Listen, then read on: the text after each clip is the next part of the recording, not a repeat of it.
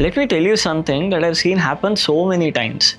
I'm sitting in a calibration meeting and someone's promotion is being discussed. The work is genuinely good. The impact is real. But within a minute of their manager's pitch, the room just moves on and the promotion gets denied. And the part that stinks is the manager wasn't a bad manager.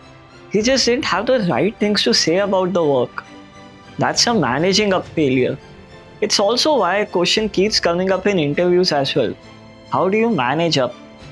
Most people answer it with something vague like communicating clearly, and the interviewer immediately knows they don't actually do this well. I've worked with top tech companies like Google or Nike, and I've watched the same pattern hundreds of times.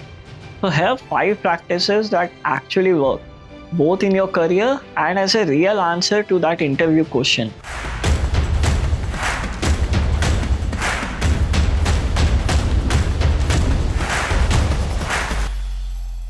So let's start here. You need to actually understand what your manager is dealing with. See, most people know their own work really well. They can tell you every details of what they shipped last quarter. But ask them what their manager is being judged on right now and they go completely blank. And that's a problem because you can't manage up to someone whose word you don't understand. So get curious about it. Who does your manager report to? What did their boss ask them for this quarter? Are they under pressure to ship something specific or to cut costs or to grow the team? What's actually keeping them up at night right now? Once you know that, you can frame your work in their language. Here's what I mean. Say your manager is under real pressure to ship a launch by end of this quarter. And you walk into your one-on-one and say, I refactor the data layer this week. That means almost nothing to them. But if you say, the refactor is done, and that was the last blocker for the launch, so we are on track for the date. Now you're speaking directly to the thing they care about. Same work, completely different impact. Now the next one builds trust faster than anything else. Make your manager's job easier, not harder. The thing is, your manager has way too much on their plate. So every interaction with you either adds to that load or takes something off it.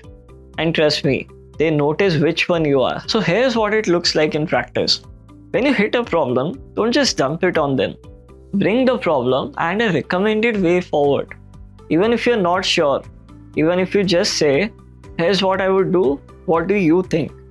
That is a completely different conversation than just, hey, we have a problem. When something goes sideways, flag it early while there's still time to actually do something about it. Because managers don't hate bad news, they hate late news. And when you need a decision from them, don't hand them a blank page.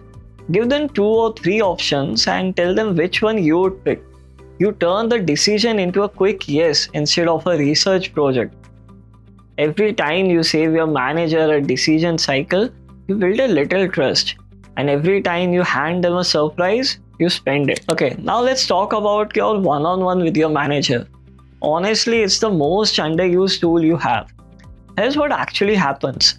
You show up nothing prepared and the meeting just becomes a status update. You list what you did, your manager nods, and that's it. But a status update could have been a message. You just spent your most valuable 30 minutes of the week on something that don't even need a meeting. To flip it, that time is yours, not your manager's. Walk in with an agenda. Even a short one. And what goes on that agenda is the stuff that actually needs a conversation. Things like, I'm stuck between 2 approaches on this project. Here's my thinking, I want your read. Or, I want to take on more scope. What would that path look like? Or even, let's say, I'm hearing mixed signals on priorities. Can we get aligned? Or even, here's something I'm worried about that you might not be seeing. That's the stuff that actually moves your career. And it's the stuff your manager genuinely wants to talk about because it tells them you are thinking beyond your own task list. A good one-on-one should leave both of you with something, not just your manager caught up on what you did. And if you want sharper feedback on how you're doing all of this in your own role, that's exactly what we do at BeTopTen. You can book a mentorship session at BeTopTen.com with someone who has sat on the other side of these conversations. Now, here's the one thing that ties everything else together. Your manager is fighting for you in rooms you're not invited to. And your job is to make sure they have the right ammunition. Because here's the thing, in those rooms, your rating, your promotion, your reputation, all of it is up for discussion. And your manager is the only person in the room speaking for you. If their memory of your work is fuzzy, they speak for you badly. Not because they don't care, but because they genuinely cannot remember the details months later across an entire team. So make their job possible. Every quarter, send your manager a short note. Just the 3 or 4 things you did that actually mattered and why they mattered. And lead it with results and who it helped, not the list of tasks you completed. So what you are really doing there is handling your manager the exact story you want told about you. So when they are in that room, they're not reaching for some vague memory. They're just repeating something clear that you already gave them. And you can start this week. Open a doc, write down your last 3 wins in impact terms, and send it to your manager before your next one-on-one. That one message will do more to your career than another late night of heads down work. Now here's where I see people stop too early.